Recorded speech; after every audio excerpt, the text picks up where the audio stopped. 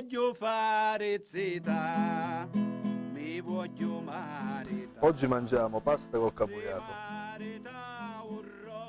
Gli ingredienti sono pasta, dell'aglio, della mollica passata in padella, della mentuccia, dell'olio e del capugliato. Mettiamo a cuocere la pasta.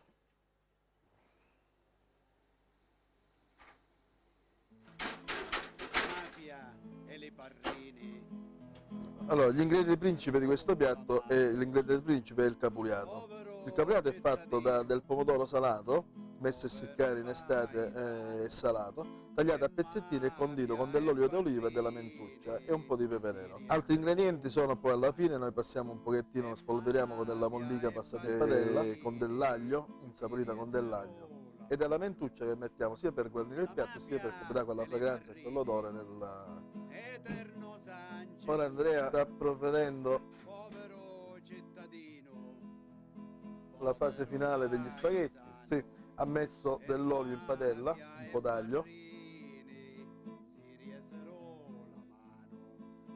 aggiunge un altro po' d'olio e vi versa gli spaghetti.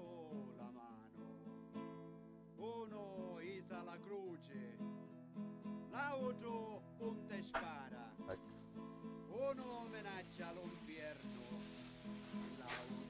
Ci aggiunge il capugliato.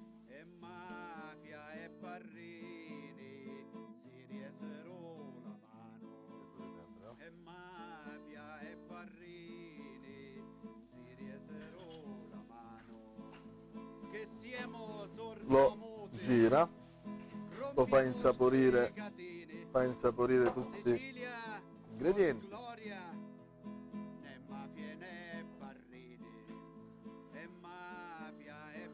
Ora il piatto è pronto, Andrea provvederà a impiattarlo.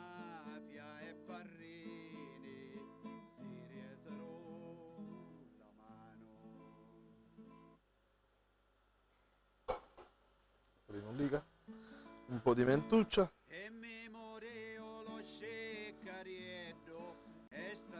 Ecco, per completare il piatto un po' di mollica. Il piatto è pronto, buon appetito.